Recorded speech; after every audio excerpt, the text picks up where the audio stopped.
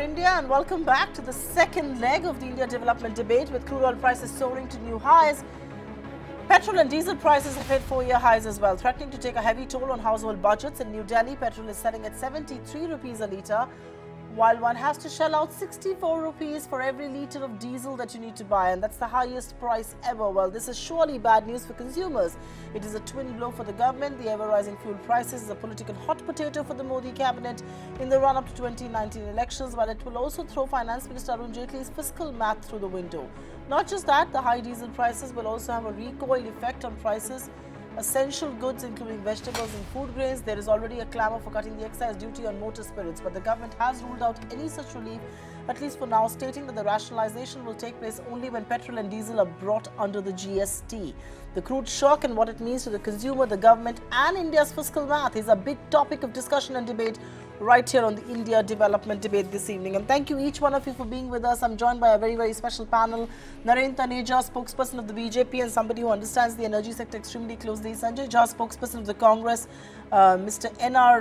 Gurumurthi, Professor, National Institute of Public Finance and Policy. Thanks each one of you for being with us. And Sanjay Jha, it's only fair that I begin this with you. And the Congress party has been very vocal. Your leaders have been tweeting. You've put out graphics to say how prices have gone up. The reality is that oil prices have been up 47% since July last, and that means international prices have soared. Can you blame the government of the day alone then?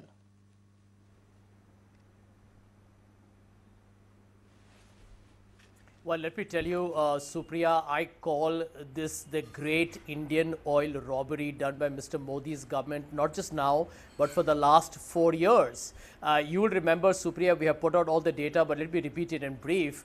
During the time of the Congress-led UPA, the price of 1 barrel of oil had peaked at almost over $150 a barrel.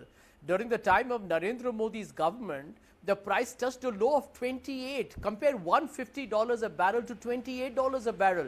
And what are you paying? Even on an average over the last 4 years, this government has fleeced the common man of India, the simple common man, the farmer, the worker, the middle class, of rupees 5 lakh crores that they have collected from us as excise duties. I want to ask a question, Supriya, and this is what we should ask Mr. Modi's government. Why were they not transparent? Why were they not honest with the people of India? If they said we are going to do a mark-to-market, then when the price internationally fell down, the domestic cost should have gone down and the price should have gone down here as well. Instead, they taxed us. Various state governments, but principally the central government taxed us. Then you have a second scenario when the price begins to firm up a little bit. They're saying, now I'm going to charge you more. It's like saying that, heads I win, tails you lose. You can't have such a discriminatory, exploitative government. I call this as an extortion of the common man of India. The second and probably the worst criticism is that these are regressive taxes. A GST or a tax on petroleum commodities is an indirect tax, is regressive because the richest man in India and the poorest person below the poverty line pays the same price. How is that fair? I think this is an ineffective, incompetent, inefficient government that is choosing the easy option of imposing taxes on petroleum commodities, which is inelastic and mopping up tax revenues. We don't know where that money goes, by the way, Supriya. All right, Sanjay Jha, without giving into the adjectives that you are choosing to describe this, I will take it across to Narendra Taneja. And while Mr. Taneja, I sympathize that yes, prices have gone up. The reality is, can you blame high international prices just for this? If yes, then why did prices not come down? Why did we not get the entire benefit when crude oil prices had touched lower levels? Why did we not get the full advantage then? And with what moral authority can the government not step in today? You can't say prices have been deregularized today and they weren't when prices actually went down. As a consumer, I didn't feel the whole benefit. And just to put it in perspective, crude oil prices in the month of May 2014 were at $108 a barrel. In the month of April 2018, it's at $77 a barrel. And retail price levels are higher than what it was in May 2014.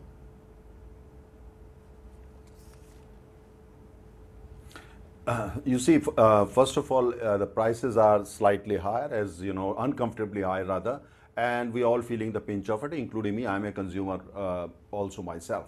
But having said that, you see this Dr. Manmohan Singh, the former Prime Minister of India, when he decontrolled price of petrol and diesel both in 2010, he called it a historic reform. And accordingly, many other policies were put in place, and many investors, both domestic, they invested in India, and foreign investors came into India following that historic reform that Dr. Manmohan Singh still remains extremely proud of. And when it comes to that reform, and things have continued. So government first from petrol, then from diesel has been withdrawing. The result is today, if you look at 2014, 2013, majority of our companies, I must have done several programs on that, were suffering from under recoveries. And the state of all these companies was so bad that even government's own banks lend them money to government's own companies. And private sector companies, including foreign company like Shell, they decided to, move out of India. At least they put everything in the freezer. Today, the picture is completely different. It's not that OMCs are making big profit, no, but they are bottom line or the individual retail consumer. What are you worried about? For the energy security of the country, for the energy security. No. 1 second. Let him finish. Mr. Taneja, you make a very broad point there. Mr. Taneja, you're making a broad point there. And I'm glad that the BJP is acknowledging a reform brought out by the Congress party. And such is the political nature of petrol and diesel that the BJP wants to now give credit to the Congress, which is interesting to see. But just hold your horses there, because I think that neither the Congress is telling us the story nor the BJP is telling us the story. The story is somewhere in between, and both of you are trying to now give each other. Both of you are now trying to give each other adequate. Call it robbery and all that. You didn't allow me to complete. Okay, go ahead, sir, very quickly. Go ahead, sir, very quickly. No, just for final point, the point I want to make is, you see, when you don't understand the subject, the best thing is call people robbers, say they don't know anything. Go into the details, go into the economics, both international and Indian economics of the petroleum sector. Go into the economics, micro of it. I'm ready to discuss with Sanjay Jha non-stop for 24 hours if he wants. And that's what I'm saying. What Dr. Manmohan Singh did was the right decision. That was the right decision. That saved the Indian petroleum sector. That save India's petroleum sector. Please wait. And what we are doing today is the right decision. That's right. That's right. We when the prices were low, we increased the excise duty, but that money was used for Ujjwala. That money was used for infrastructure. That money was used basically to strengthen, to bring economic security for the poor people of this country, middle class people of this country. That's why India's unemployment rate is high. We are not Congress. We are not robbers like Congress. Farmers are committing suicide. They looted the country of 12 lakh That's why exam papers are leaking. Mr. Taneja, and Mr. Jha, I'm sorry, I will have to stop both of you there. It's very interesting to see that the BJP is willing to share. 1 second, guys. I'm sorry, we cannot have an argument like this. We cannot have an argument like this. This is a show where we do say in discussions, but it's heartening to see the BJP give some credit and accolade to Manmohan Singh of all the people for bringing about a reform, and that's what the nature of political hot potato like oil is. It's interesting to see that. But Mr. Bhanumurthy, coming to you, I don't want to get just in the politics of oil, but I want to ask you, with rising oil prices, how does it impact the entire mathematics of this government? This government has been a huge beneficiary of a low crude oil regime. It gave the government elbow room to maneuver with extra spending. They never had to worry about under recoveries and all of that. What happens now when crude is on its way up? And let's not kid ourselves, 47% is how crude oil has gone up since July 17 to April 2018. Yeah, I think that good luck that the current government had in terms of low international oil price seems to have ended now. But I also want to tell you that, if you compare with the lowest international oil price in the month of June last year, the increase right now is more than 57%. So if you compare with the same period last year, that is April 1st to April 1st, the international oil prices have gone up by almost 30%. So overall, we know that the international oil prices are firming up, and on the other hand, I think across the board, I think even the markets also believe that there is a need for subsidy reform in the petroleum sector, and we have actually dismantled the administered price mechanism. Right now, we have something like mark-to-market kind of prices. So overall, I would say that the government, if you look at from the government point of view, I still feel that they are still lucky enough, because right now the prices, which is almost hitting $70 per barrel, is almost close to the break-even compared to the shale gas prices. So we don't expect the prices to go up more than $70 per barrel. So if you compare this with the next year, same time, I think the impact of the international oil prices would be, would have gone in the overall inflationary pressures. So in that sense, I think the government is still maybe lucky next year. But in terms of the fiscal, I think the government still has a role, irrespective of the parties that we have just discussed. I think the government still have a role, if at all, if it doesn't want to have pass on all the hike in the international oil prices to the consumers, they can still do by reducing the excise taxes.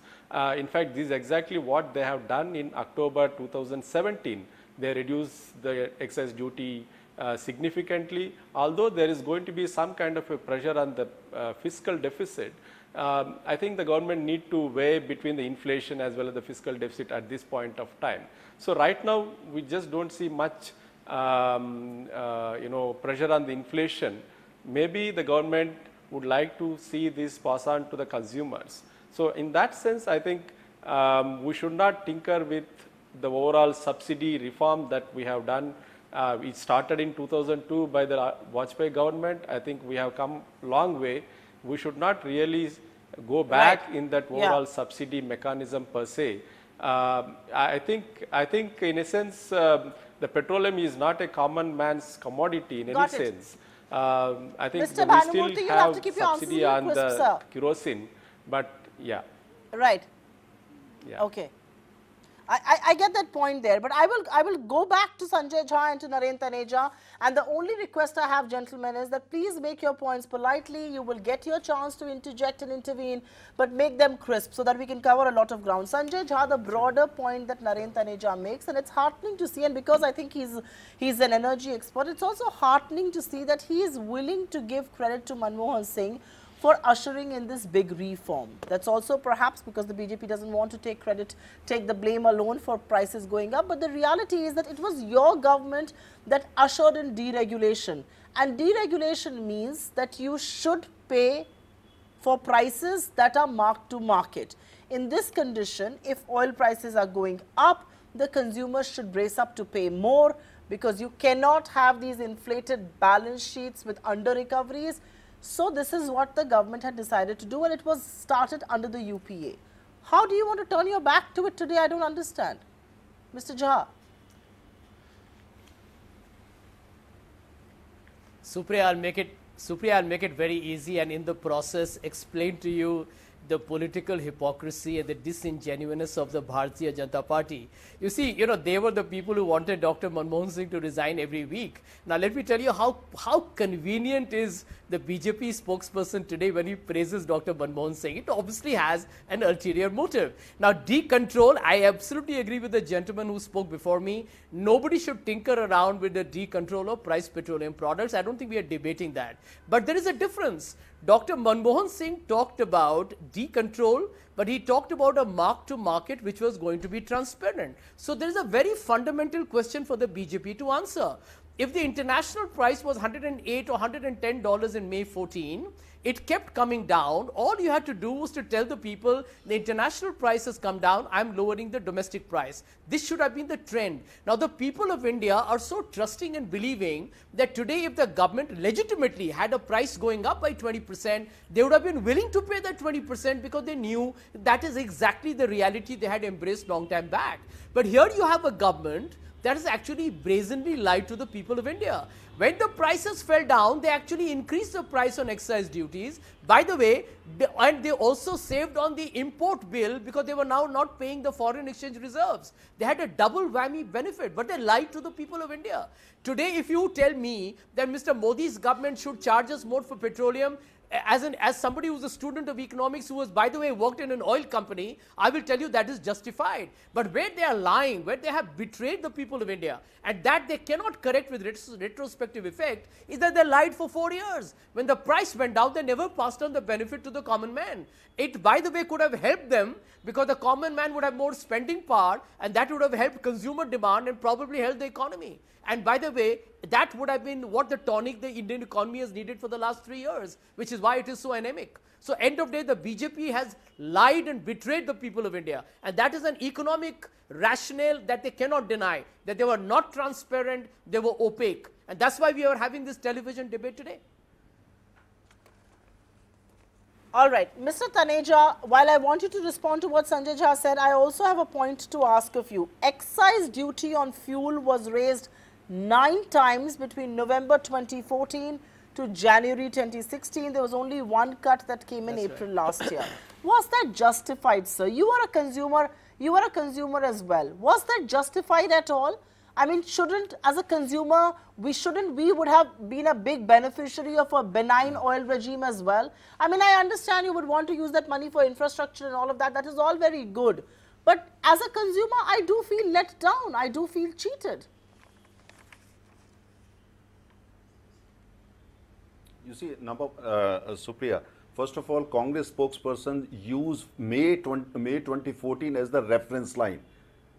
You know, May 2014, we were just coming to power. We came to power, on the 26th. And that time, the regime was totally different. You know, Dr. Manmohan Singh decontrolled diesel, but it was not implemented. It was not implemented. And diesel is the big boy of the energy mix. Petrol is hardly 10%. Diesel is the big boy, 40% plus. And which means the regime was still the same, means the government was still indirectly subsidizing and the companies were still suffering and they were under recoveries, heavy under recoveries were worth lakhs and lakhs of crores. That was the state affair. So now this picture is completely different. Our companies are practically debt free. They are still not making big profit, but they are much healthier. And these are the government of India's company. They ensure one thing, that is energy security for every single Indian, including Mr. Rahul Gandhi and Mrs. Sonia Gandhi, including for them. You see, now the point I want to make here is that to answer your question, the fact is when the prices were very low, even that time we knew the prices would go up again. Terribly cheap comments, and I condemn them for their grotesqueness and stupidity. Either to pass on the benefit of everything.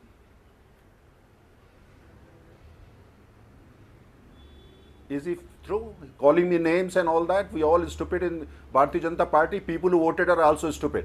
Okay, that's fine. Please continue with your such views. Now, point I want to make is that, when the prices were low, when the prices were low, we had the option either to pass on the entire thing to the consumer or use that money for renewable energy, use that money for schemes like Ujjwala, use that money for building infrastructure for the same people who need it more than people like me and you.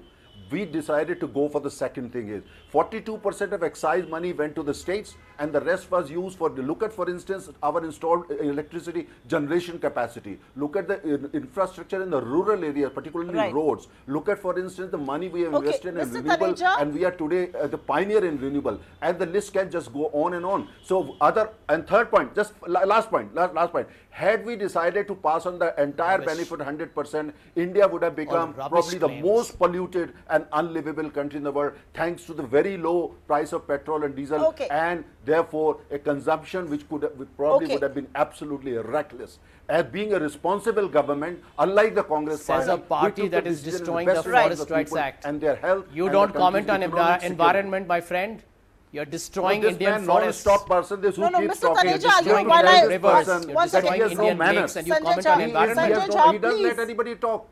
He doesn't let anybody talk. Why do you call such uncivilized people to your debate? No, I have enough manners. Listen, for a party led by Narendra Modi, we cannot teach manners. A party led by Narendra Modi and Amit Shah cannot teach anybody manners. I can't have the two of you fight on the show. You don't understand economics. You only know politics. Empty rhetorics. Your viewers must know he doesn't understand economics. I'm not going to allow this debate to be made personal. Narendra Sanjay Jha, please. Really shameful, Sanjay Jha, on your part. Shameful. Sanjay Jha and Narendra Reja, please keep quiet. Please, let's not make this debate personal. Let's keep it civilized. It's my earnest request. Let's not call each other names. Can we please afford to do that? Can we please promise the anchor that this is what we're going to do? I have a direct question for you. Let's not interfere. Let's make interjections when I ask you to. Narendra Taneja, before I go back to Mr. Bhanumurthy or Sanjay Jha, I have a question to ask of you.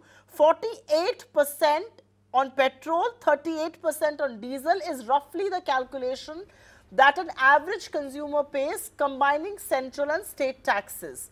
And you will know that because you were a man who's worked in the energy sector. This is roughly how much we pay central and state taxes combined.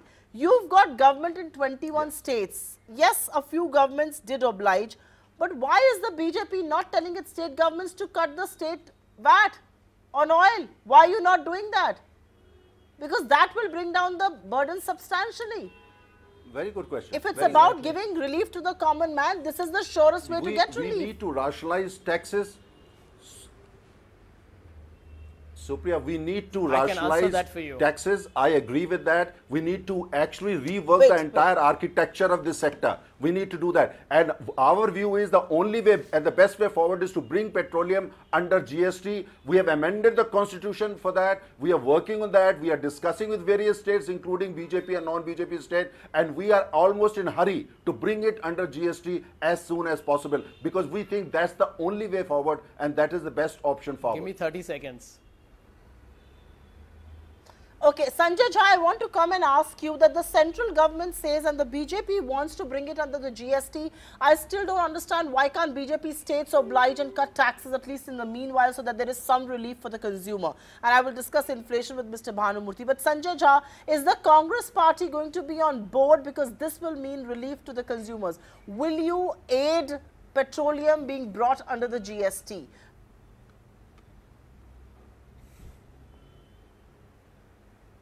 You know, Supriya, what shocks me is how brazenly the BJP misleads the people of India. Do you know the truth, Supriya? That there is a rule that the GST Council can put any item of critical significance to vote. And you know it, that the BJP is actually got a majority more than 75% center and the states including. For the last 6 months, you have been hearing them coming on TV channels. No, the petroleum products must come under GST. Why aren't they doing it? You know, the truth is they don't want to do it. Because the other reason now, the problem that they have is they are financially bust. You know that the fiscal deficit is at 125% already. So they have essentially today created a situation of financial bankruptcy. They have not been able to create alternative corporate and personal tax revenues, and they are misleading the country on GST. Today, if they want, even if any political party or state government were to oppose them, they can override them. They have the majority. They are not doing it. And they will come and tell you, no, we are waiting for a consensus. It's all rubbish. I challenge Mr. Taneja openly on your channel. Can't this be put to vote, Mr. Taneja? What are you waiting for? Okay, so the Congress party says it's the BJP that doesn't want to get another GST, but let's leave the GST aside for a moment and let me take us across to Mr. Bhanumurthy. And just to throw one statistic at our viewers, in the year of fiscal year 14, 1 second, let me finish now. In fiscal year 14, the central excise collected was 77,982 crore rupees. In fiscal year 17, the central excise collected was 2,42,691 crore rupees. I wonder, between the state and the central government, they're all raking in big revenues from oil, and why would anybody want it under the GST? The common man can go ahead and suffer, and the Congress and the BJP will keep blaming each other. But Mr. Bhanumurthy, a quick final question with you, and this has to be on inflation. And Mr. Narendra Taneja made a reference to this early on, that, you know, diesel is the big culprit. This is obviously going to see inflation rise higher. This will obviously affect interest rate regime of the RBI, but more than anything else, this will have political ramifications for the Karnataka elections, especially for the BJP going into elections. How do you believe that dynamic is set right now, inflation and the fuel oil dynamic? Well, I think right now, as I said in the beginning, that we are in a situation where the prices are determined by the market forces.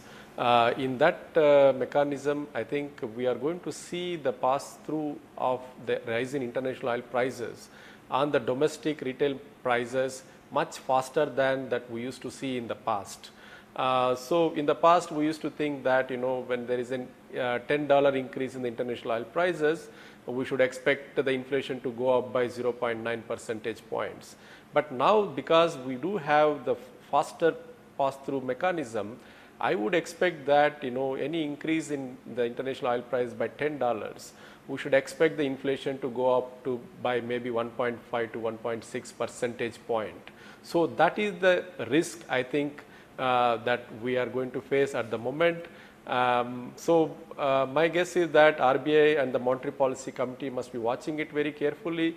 And as I said earlier, I think we are going to see this close to $70 per barrel for some more time, maybe for 6 to 9 months. In fact, it is showing up in the 3 months oil futures also, that is sitting at $70 per barrel. So overall, I think it is going to have a significant impact on the interest rates, particularly in the policy rates, and also on the overall cost of borrowing for both for the government as well as the private sector. So in a sense, this year we are going to see this inflation, Indeed, fiscal deficit, as well as the growth playing out very significantly because of the rise in the international oil prices. Right. All right. On that note, completely out of time on this edition of this show, but it's important to tell our viewers why we did this debate. Because India's energy security, and that's very important to know, the dependence on imports was 77.3% in fiscal year 14. It's gone up to 81.7%, and that has huge ramifications, not just for our forex, for our trade bill, for our fiscal deficit, but for the money that we pay at the retail pumps, for inflation, for policy rates, for all of that. Crude oil and its prices are really the bedrock. It's been a fascinating discussion. I do hope at some stage the BJP and the Congress can set aside their political differences and find a long-term sustainable solution which will ensure the health of India's oil sector, the health of India's oil marketing companies, and also ring-fence the consumers. Sanjay Jha, Naren Taneja, and Mr. Gurumurthi, thanks very much for being with us on this edition of the India Development Debate. Time for wrapping this up. Up next is Top 10 at 10 with Tanya Bharadwaj.